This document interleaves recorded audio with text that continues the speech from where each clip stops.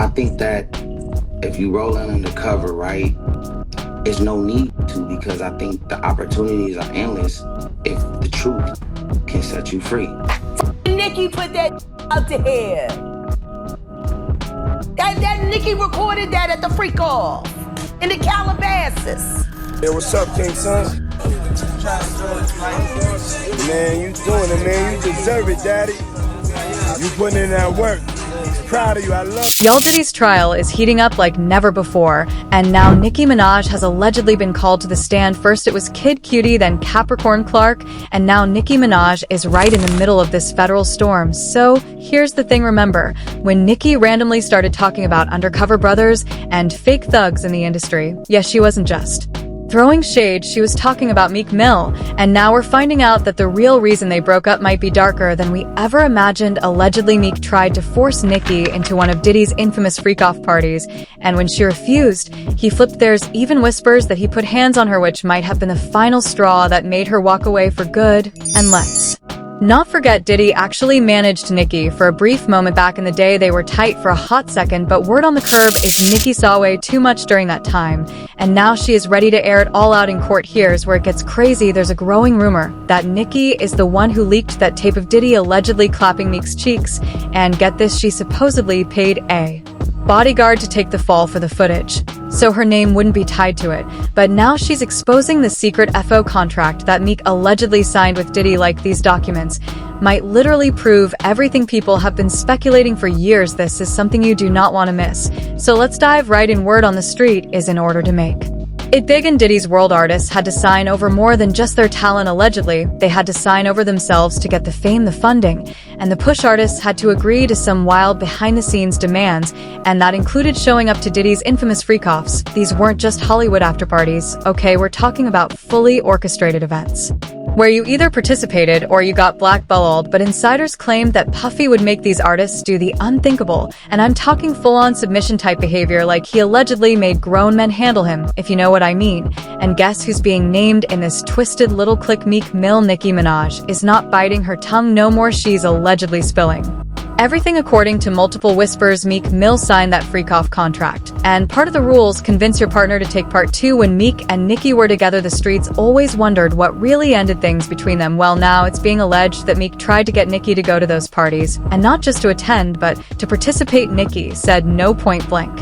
And after that, things turned violent. There are claims that Meek allegedly put hands on Nicki Minaj after she refused. And if that wasn't enough, there's even a resurfaced clip online where Meek is seen yelling at Nicki. Now compare that to Cassie's story. The parallels are scary. And here's where things get even deeper. Nicki is allegedly gearing up to testify. Yes, like actually take the stand.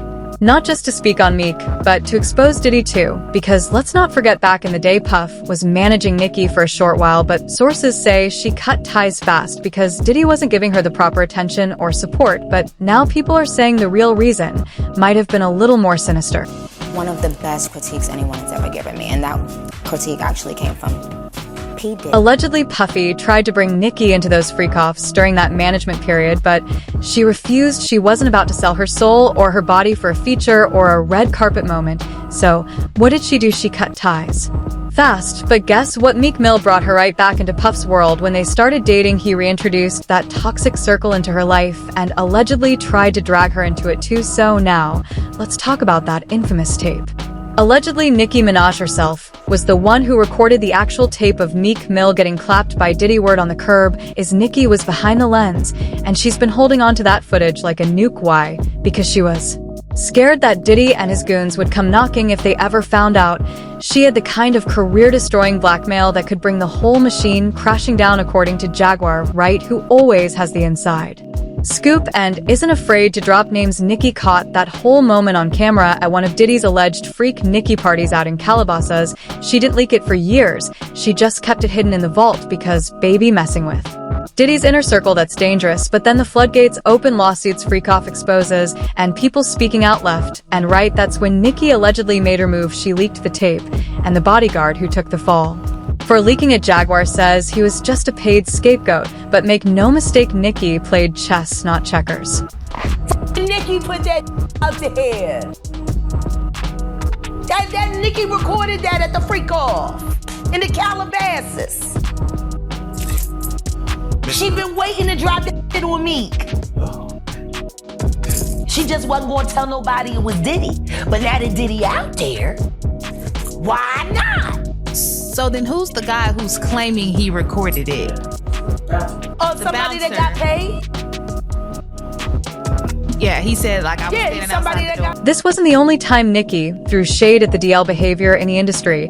Let's talk about that IG live she did with Soulja Boy Nicki started hinting about.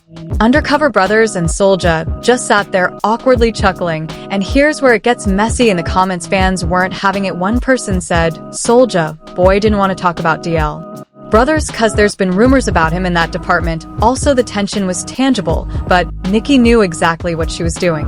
I think there's a lot of undercover brothers in the industry. Oh no, Queen. We don't know nothing about undercovers. Oh no. We don't know about that.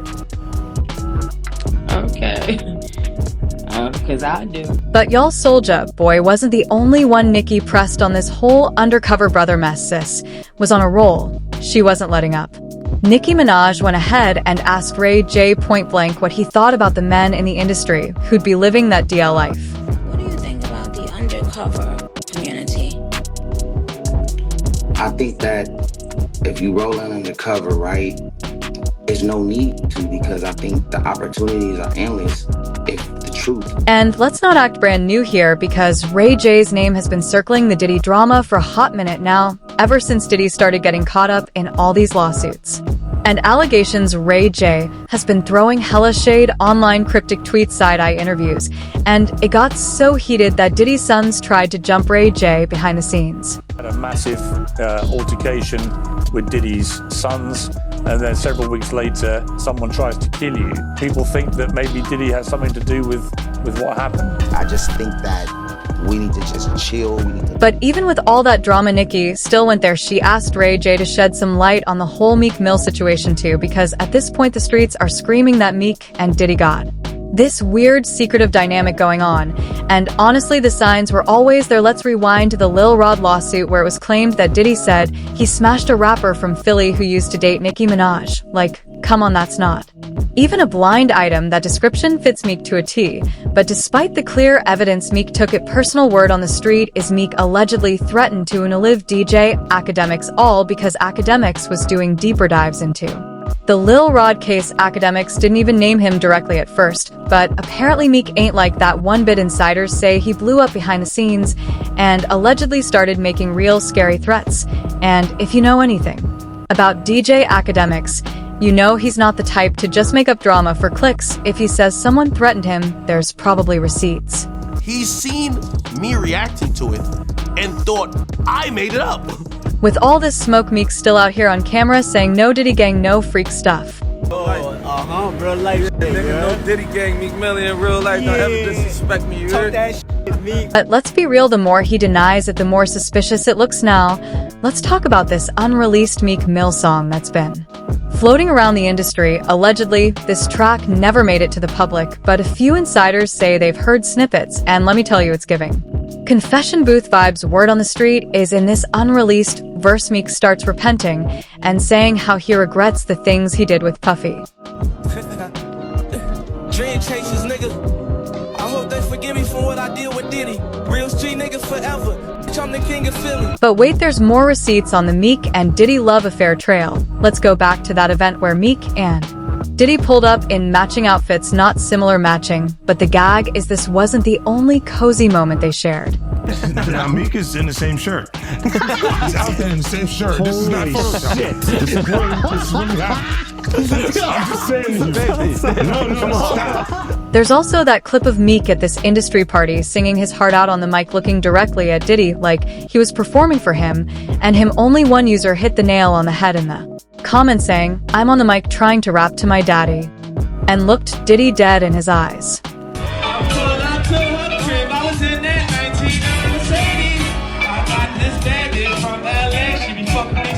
And if that wasn't spicy enough, let's revisit that poolside clip. Man, you doing it, man. You deserve it, daddy. You putting in that work.